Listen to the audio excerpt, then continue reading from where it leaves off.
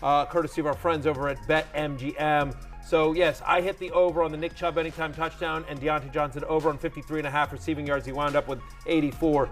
We missed on the pick there, but Jay, you had a parlay. You teased up Nick Chubb over 100 rushing yards, which actually I think the line was 84.5. But you teased it up to 100, and you took the Browns minus 4.5, and you won that parlay at plus 260. That was a good one. I was a little bit worried when Nick Chubb kept getting tackled for -5 yards at the end, which actually knocked him briefly under his over-under, but then he got back in the end. And yesterday I was on, I know we don't like to talk about Chris Sims, but I was on his show yesterday, and Chris Sims gave out 2 anytime touchdown picks. David Njoku and Mitch Trubisky to run it in, which if you'd parlayed them together would have been like 20-1, both cashed. Look at that. We're running hot. Chris Sims should never bet again. He should mic drop and knock it out there. Both good. We almost didn't get that Nick Chubb anytime touchdown. Like, they gave Kareem Hunt 3 chances at it. They're like, no, stop him. Okay, bring in Nick Chubb. Where's Nick Chubb? Finally. Got bodied at the one Kareem Hunt. I mean, that is truly watching the game from a betting perspective, where you're just like, no, stop it. Okay, get down close. No, stop him. Where's Nick Chubb? Don't give it to him on 3rd down. Exactly. Go for it on 4th down. Come on, Stefanski. All right, we're going to go for 4th down. Is Nick in there? All right, 24 is in there. Let's go.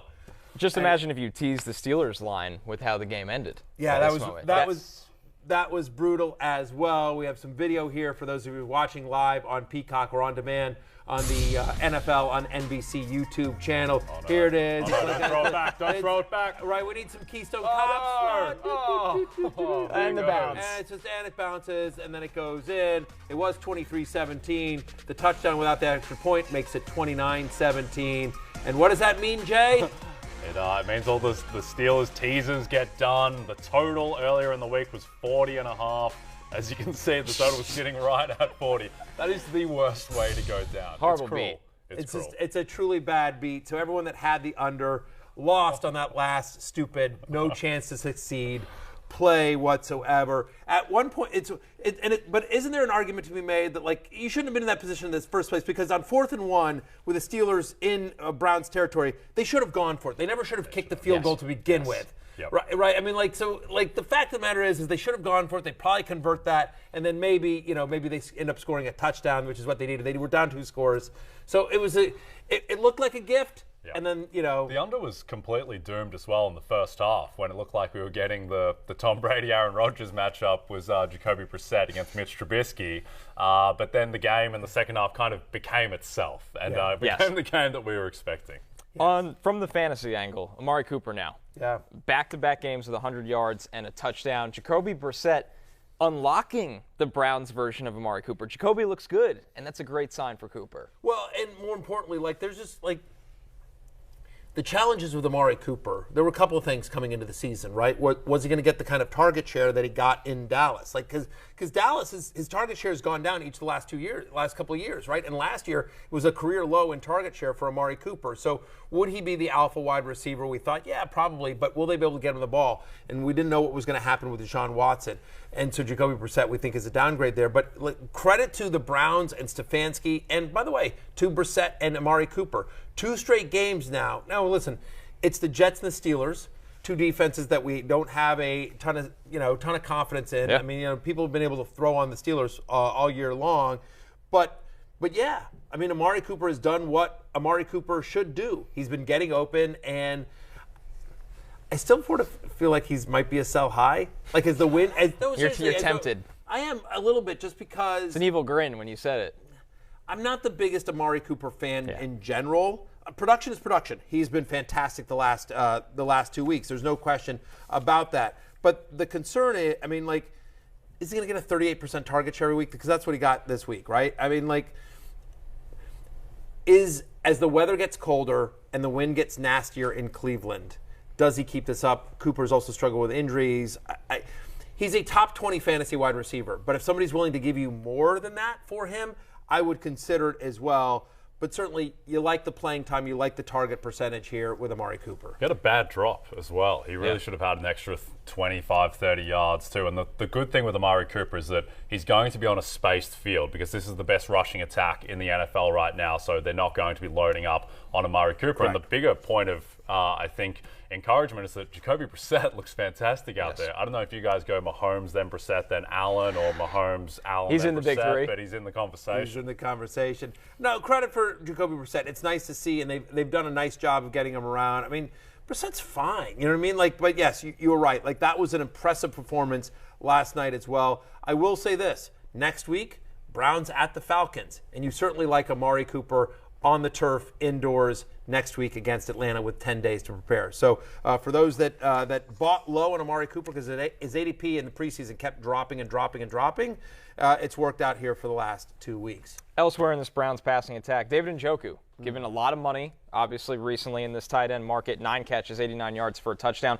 Only rostered in 51% of Yahoo leagues. Is this the time to jump on Njoku if he's sitting there on the wire? So I think so. Look, I understand why he isn't that. Like, he got 6 targets in the first 2 weeks combined. Like, he just wasn't a part of it, and then he explodes for a double-digit target game here. Obviously, the 9 for 89 and a touchdown as well. Looked good, played. But the positives here, I think, for Njoku are twofold. Number one is, like, even though he didn't get a lot of targets in the first 2 games, he's out there on the field. He's playing over 90% of the offensive snaps. And if you listen to Jacoby Brissett in the post-game presser, and he was talking with the Amazon Prime group as well, he just talked about the fact of how important Njoku is to their run game. He's actually a very good blocker. So the point is he's on the field a lot. Jesse James didn't play in this game as well, so that probably helped a little bit here. I don't know that he always gets a 35% target share, which is what he got here, but the fact of the matter is Donovan Peoples-Jones, Anthony Schwartz, the complementary pass catchers that aren't Amari Cooper haven't established themselves yet in Cleveland. And so do I think David Njoku playing over 90% of the snaps is a viable bottom-end tight end 1, high-end tight end 2 in that 8 to 12 range where, you ideally want a touchdown to pay off but could be usable? I do. Yeah, I agree. And I think that this Cleveland offense in the pass game outside of Amari Cooper is going to just be a nightmare week to week, where week 1, Donovan Peoples-Jones got 11 targets. Now he's been unsighted 2 weeks in a row. Right. But I would like Njoku more than our man Colt Kmet or Albert O or these other guys who were drafted Noah in that range. Fant. Yep. Yeah, I mean, like some of those guys as well. So I think, quick question. Rest of the season, who would you rather have, Njoku or Freiermuth? Freiermuth, I agree. think. But close. But that's a conversation. Yep. And so I think that's a good range right there for Njoku. It's like he's in that, like I'd rather have Gerald Everett. I'd rather have Logan Thomas. What about Irv Smith? Close. I'd still rather have Irv Smith. But again, I think it's close. Like, I think there's probably more touchdown equity in Njoku. That one's a toss-up. Irv Smith did drop like a 50-yard walk-in touchdown against the Eagles, which would have changed the equation. Change the narrative on him as well. But yes, I do think that when we have our waiver wire show next Tuesday, the fact of the matter is Njoku's obviously going to be a popular pickup this week. We brought up Freiermuth. We have to talk about the Steelers' passing offense, which the topic of that is Mitch Trubisky. And the question is, how much longer of a leash do they give Mitch Trubisky? Well, we heard from Mike Tomlin on that exact issue after the game. Like heading into the mini bye that you guys have, do you consider making any changes, whether quarterback play calling? I'm not in that mindset. I'm interested in reviewing this tape and looking at the totality of it and figuring out how we collectively get better. So the answer to that question is definitively no. The answer to that question is definitively no. Mike Tomlin is a straight shooter. He probably should consider it. But it doesn't seem like he's gonna. It looks like it should be a probably no, not a definitively no. Right, not a definitive no. Look, in fairness to Trubisky, here's what I will say. In fairness to Trubisky, Deontay Johnson had a really bad drop, right? Chris Boswell missed a field goal that would have been very important here. Not one player on the Steelers could tackle last night. Yep. I mean, Nick Chubb and Kareem Hunt had their way, right? Amari Cooper and Njoku wide open. Like, there were failures top to bottom on the Steelers. It's not all on Mitchell Trubisky. Having said that, there's nothing that you've seen through the first 3 games where you're like, yes, that's the guy that's leading us to the playoffs. That's the guy that can get us to the Super Bowl. I'm not sure the scheme is helping him, really. There's nothing super creative. The one time they threw it up to George Pickens, he made the greatest catch of all time. Maybe we should do that a little bit more often. But I do think that given that Trubisky was competent enough last night, I don't think he's getting benched for the Jets game. And if he's not getting benched for the Jets game, the schedule of the Steelers becomes absolutely brutal. And that's the important part, right? Because, week 4 they play the Jets and they have 10 days to prepare for whatever they were to make a change. There it is. Kenny Pickett. If you're listening at home, we've just put up a full screen where after week 4, when they play the Jets, it's at the Bills, home to the Bucks, at the Dolphins, at the Eagles. That's a gauntlet. That is a brutal schedule defensively. And then week 9 they have a bye and they get 2 games. They come out of the bye with 2 games at home against the Saints and the Bengals. So feels like if you're not going to throw Kenny Pickett, give him 10 days to prepare for the Jets. You don't want him at the Bills, facing the Bucks, at the Dolphins, at the Eagles. So I feel like he either makes a switch like tomorrow, or like on Monday. Kenny Pickett's taking the first team reps. If it's not happening Monday, I don't think it happens until week 9 when they come out of their bye. Question for you, Connor, actually. No one knows the draft better than you do. Kenny Pickett, if he comes in, would you expect him to be better than Trubisky is right now? Absolutely. Now, I think the problem here is, guys, the play calling by offense coordinator Matt Canada has not been good. So that in itself needs to improve. But Kenny Pickett comes out of a pro system out of Pitt, played a lot of college ball. He was there for 5 years. And he looked really good over summer and looked in command throwing to a lot of these guys on the field. So I think Pickett will be an upgrade, but I think they want that soft landing of playing at home back-to-back off a bye week. Yeah, I would agree with that. And there's no question the play calling has been brutal, There you go. Let's talk about Deontay Johnson here. Thank you. I appreciate that. Appreciate you guys just letting that sit there. I would say that the only thing to do with Pickett is if you were in a deep 2-quarterback league and you wanted to stash him, I don't mind that. The problem is that by the time he's locked because they've already played their game, and by the time waivers come around, I think we will know whether or not Pickett is going to start.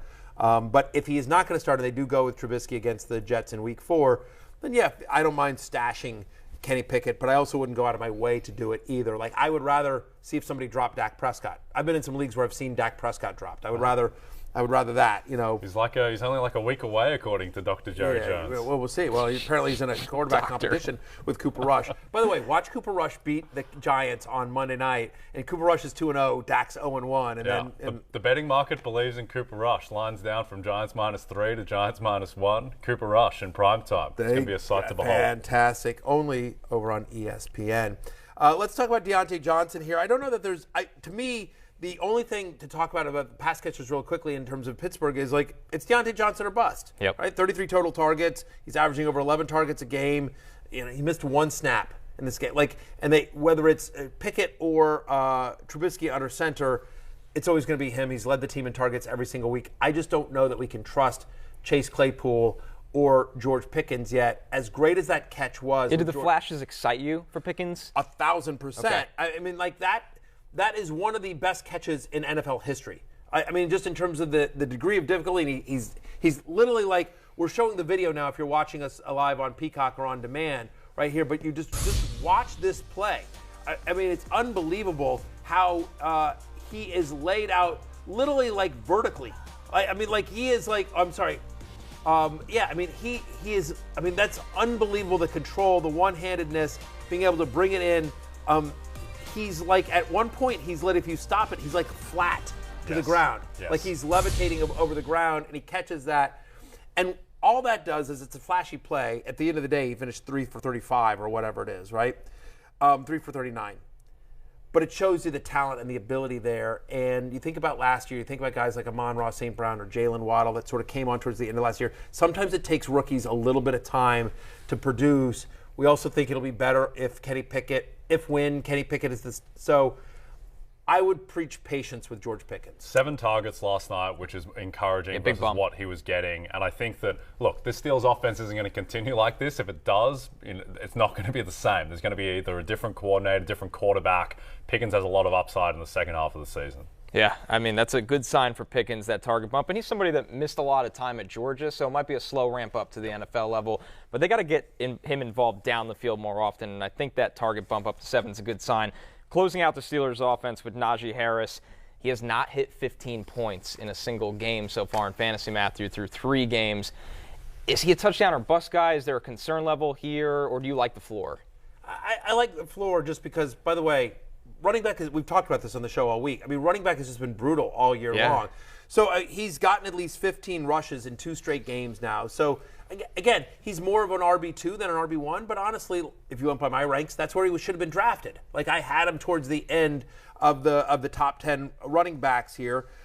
They're using Jaylen Warren a little bit more than I would like, honestly, right? Over the last 3 weeks, Warren averaging 29% of the snaps. But I think what's helpful there is if I have Najee Harris, okay, that's the insurance running back to get Jaylen Warren, who has looked good in spots. But the fact of the matter is that in a tough matchup, short week, divisional opponent, on the road, Najee Harris still got 15 rushing touchdowns. 15 rushing attempts. Still got into the end zone. He got a couple of passes. Maybe they're using him a little bit more in the passing game, which they did his rookie year. So I'm still sticking with Najee Harris just because I think you have to reset expectations of what a star running back in fantasy is these days. Yeah, 30 rushing attempts over the past 2 games, 8 receptions. I mean, that's what you would expect out of Najee. The efficiency is probably not going to be there all year. Like, he's not going to be a guy behind this offensive line who averages 4.5 yards per carry. So I think, Najee is what you see is what you get. I will say, though, again, as we just go back to the schedule, think about this. Like, I might think about this, just something to put in. Like, I think he'll have a good game against the Jets. Although, as we've talked about, Connor, the Jets are not a pushover run defensive wise, run defense wise, but they were better blocking. I think he'll probably have a decent game against the Jets. But then again, think about that schedule: Bills, Bucks, Dolphins, Eagles, bye, Saints, Bengals, Colts. I mean, that is a brutal run schedule. It's no cupcake game. I mean, there's not one game where you're like, oh, here's the 100 yards, 2 touchdown game for Najee Harris, right? I mean, again, even the Jets are middle of the pack. It's not until the Falcons on December 4th that you feel like, okay, there's a game where he could really go off. So anyway, I'm just saying, like, if he has a good game against the Jets, I might think about. By the way, selling high doesn't mean just trading him, but again, saying like, hey, do you need a running back because he's scored now in 2 straight because he was scored in the Browns game, and if he scores in the Jets game, and like he's Najee Harris, and I'm just saying that schedule after the Jets game gets really ugly fast, especially for a running back. Yeah, Steelers are going to want to win that game because if they don't, they're looking down 1-7. Is going to be on the cards for them, and obviously that's their season done. So, big game against your New York Jets. Hey, it's Matthew Berry from NBC Sports and RotoWorld.com. Just want to thank you so much for watching what you just watched, or at least being too lazy to click out of it after the autoplay just kept it going. So either way, thank you so much for just letting it scroll by your screen. And now I'd like to ask you respectfully, please subscribe to the NFL on NBC YouTube channel for the latest NFL news, fantasy headlines from RotoWorld, and betting analysis from NBC Sports Edge.